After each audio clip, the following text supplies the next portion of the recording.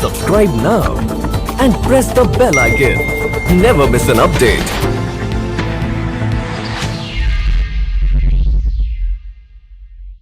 India has a huge adolescent population. We are aware of that. We are a young country. Unfortunately, the problem of substance use among children in India is on the rise. We are seeing that all around us. So it doesn't even need data. It is a sort of living reality. Now let's look at school children data. There have been many small-scale studies, but recently, funded by the Ministry of Social Justice and Empowerment, we carried out a focused thematic study in 10 cities of India, which included about 6,000 school students. This study included children from both government and private schools. The schools were located in rural and urban areas, and grades 8th, 9th and 11th or 12th were surveyed. You can see the cities are across the country from north to south and from east to west in this particular study. Both males and females were included as part of the school survey, and the children were from variable socioeconomic strata since they were both from government and private schools. So they had parents who were professionals as well as those who were semi-skilled workers, shop owners, etc. The findings from this 10 city student survey showed that 1 in 7 students, about 15%, had ever used some substance or the other. 10% had used some substance in last 1 year, and about 1 in 14 students or 7% had used a substance in last 1 month. Another important point to note is that amongst those who had ever used, 2 in 3 children continued to use in last 1 year, and amongst those who had ever used, 1 in 2 children had continued to use in last 1 month, indicating that if they experimented, then the chances of continuation were quite high. Now let us look at the prevalence of specific drugs. If we look at tobacco and alcohol, in last 1 year, about 4% of children had used each of these substances. Opioids, 2.8%, which is pretty high, but most of it was medicinal opioids. A smaller percentage were using heroin. Cannabis, 2%. Inhalants also almost 2%. If we compare this data which I have just presented from the school study with the national survey data that I presented in a few slides earlier, we can see that the school data shows even a higher prevalence than what the household data did, because obviously children in school in an anonymous survey setting, they are filling the questionnaire themselves. They are more comfortable responding vis-a-vis in a household setting. So opioids too, you can see the figures are higher. So the number of children that we had projected in terms of lakhs who are using substances are actually probably 2 to 3 times higher than calculated based on the national survey for most of the substances.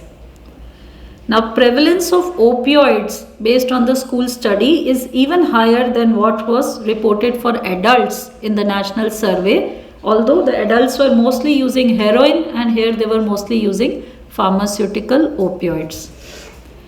Let's look at the gender differences. One would expect that females would have a very low prevalence, but the gender difference is not so much.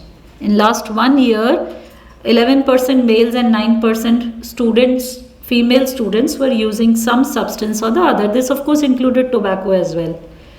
Let's look at the grades. From class 8th to class 11th, the use almost doubled, which suggests that interventions need to be carried out even earlier than 8th, but they need to continue to the high school and the senior classes. Now let's look at the frequency of use. Here there is some good news. Most of them were using occasionally only. 10 to 20% were using on a weekly basis, and 5 to 10% of students who were using substances were using on a daily basis. But this percentage increased when we talked of drugs such as ganja or heroin, which are highly addictive in nature. But significant percentage of students did not respond to this item about frequency. So these figures may not be very accurate. The average age of starting substance use 13 years. Inhalants about 11 years, which is a child studying in class 6th, very young. What were the reasons for initiation? As has been previously shown across studies, the most common reasons are curiosity, peer influence. Sometimes relief from anxiety or depression may be a reason, or expectation of a high. 25% of the school students, 1/4 of them, had high level of difficulty in psychological functioning on a standard questionnaire, which means they had problems with emotions, behavior, attentiveness, hyperactivity, peer relationships. Now this is overall data. When we compared substance using children with non-using children, these figures were even higher in substance using children. What does this tell us? We know that psychological difficulty in functioning is a vulnerability factor. That means teachers need to identify these children. They need to be referred to school counselors, and help needs to be provided, if possible in the school setting, and those with more severe problems may need to be referred to a mental health care setting, a psychiatry OPD. But a large majority could possibly be managed in the schools as well. But do we have the resources? Do the schools in our country have counselors? No. So this is something we need to think about. So this interface between substance use and mental health is so strong that if we talk of substance use, we cannot ignore this issue if we really want to address substance use. Now coming to family related factors. This is again overall data from the school students. 25%, 1/4 said we have frequent conflicts in the family. 40% had family members using tobacco or alcohol. Family members using cannabis, 5%. Family members using inhalants, sedatives, opioids, 2 to 3%. And these figures were a little higher than from government than private schools. But let me tell you, across this data, the differences between government and private were not very marked.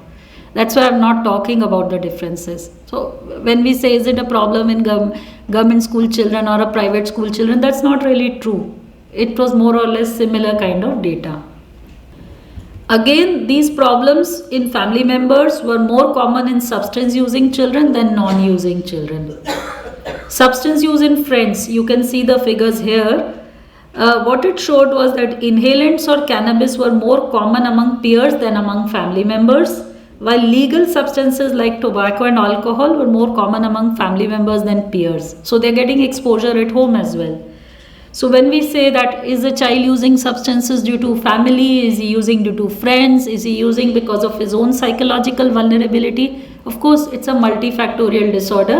The reasons may be very many. In a given child, which reason operates more predominantly may be difficult to say. Now looking at availability, this is the children's perception about availability. 1 in 2 children said tobacco products are easily available. 1 in 10 said that opioids are easily available.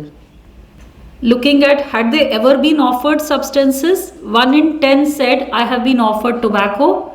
Similar percentage said I have been offered alcohol. These are school kids. 1 in 50 said I have been offered opioids. So of course the children need to learn drug refusal skills. If they are offered, how do they say no? What are the problems they experience due to substance use? Children who were using substances were asked this question, and about 5% of them reported each of these problems, which could be academic difficulties like absenteeism, reduction in grades, failures, or giving up their recreational pursuits or hobbies. They had medical issues or psychological issues, anxiety, sadness, fights, anger, relationship problems with peers, with parents, and also some of them had got involved in illegal activities. About 5% said the same among the substance using children, or had been apprehended by the police. Now, were they seeking help? No. Less than 1% had sought any kind of help. Less than 1% had sought any kind of treatment. So this is as far as data from the school children tells us about what are the common substances, how often are they used, etc. So let me summarize the presentation. Thank you for your patient listening. Substance use affects a significant percentage of children, including those who are in schools. We have seen that it is higher with earlier age of onset in more vulnerable children. Those who are using substances ever are likely to continue use, and preventive interventions should be provided targeting the multiple risk factors. So when I talk of risk factors, just to remind you, we are talking about poor psychological functioning, we are talking about multiple family factors such as substance use in the family, conflicts in the family, abuse, traumatic life events, and peer related factors such as substance using peers. Prevention programs should be multi-pronged. The children should be provided drug education which is age appropriate. We can't talk to a class 6 child about maybe a drug that he has never been exposed to. This drug education should not be didactic, it should be interactive. It should preferably be facilitated by us but from the children for the children using interactive methods. They should be taught drug refusal skills, including refusal for gateway substances such as tobacco, and social emotional competence of these children, better psychological functioning should be developed. Parenting education skills become very important, and of course supply reduction efforts in the community to reduce availability. As far as early intervention is concerned, many children are willing to take help. They want to take help. Many of them are occasional users, such as what we saw in school settings. Intervention can be provided in the settings where these children are. They should be provided in the schools. We have seen data from childcare institutions, which I was sharing with Dr. Rajesh, recently completed as part of a PhD thesis. Very high prevalence of substance use in childcare institutions. So we need counselors in childcare institutions. Intervention should be provided. The first step of intervention should be provided where the child is. Schools, community, childcare institutions, streets, and counseling is the mainstay of intervention. Role of medicines is limited because of the nature of substances that most of these children are using. We need adequate number of trained people, we need adequate number of services available in these settings, but we should not forget there is a percentage of children with more severe substance use, those who have comorbid psychological issues, who need more intensive kind of intervention. For them, definitely specialized treatment services should be there. So we need adolescent substance use treatment services, both outpatient, inpatient, residential as well as outpatient services should be available. So these are some of the things that I wanted to bring to your notice as far as substance using children are concerned. Thank you very much.